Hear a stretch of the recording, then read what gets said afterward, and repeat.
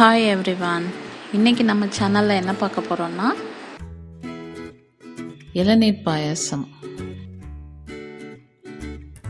இதுக்கு தேவையான இன்க்ரீடியன்ட்ஸ் வீடியோவில் ஷேர் பண்ணியிருக்கேன்.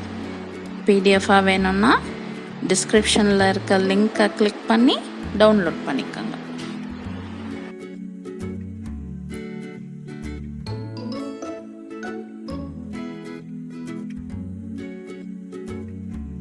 அதுக்கு நான் 1/2 லிட்டர் பால் எடுத்து காய வச்சுருக்கேன்.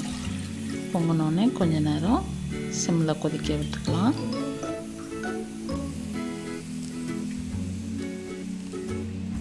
நல்லா கொதிச்சதுக்கப்புறம் 1/4 டம்ளர் கண்டென்ஸ்ட் மில்க் ஆட் பண்ணிக்கிறேன். ஆட் பண்ணிவிட்டு நல்லா கலந்துக்கலாம்.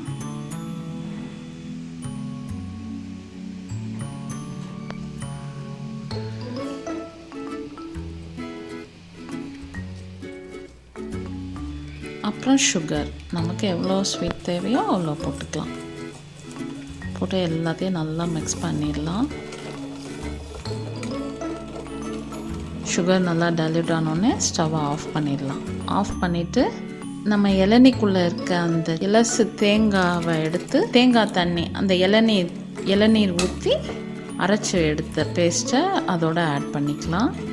அப்புறம் தனியாக நான் 1/4 மூடி தேங்காய் துருவி அதில் பால் எடுத்து வச்சுருந்தேன், அதையும் அதோடு ஆட் பண்ணிக்கலாம்.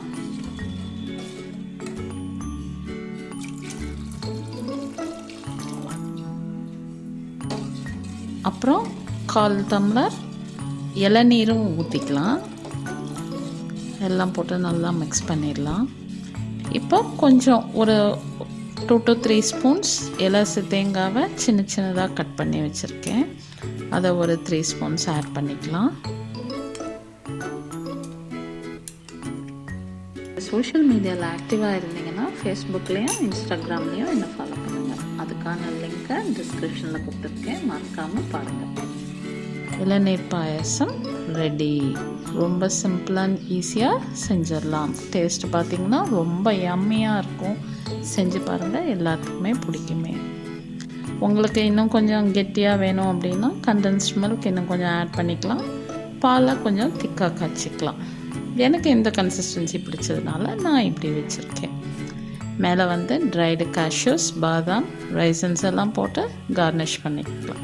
இன்னும் என்னோடய ரெசிபிஸ் பார்க்கணுன்னா ரைட் சைடில் உள்ள ஐ பட்டனை கிளிக் பண்ணி பாருங்கள்.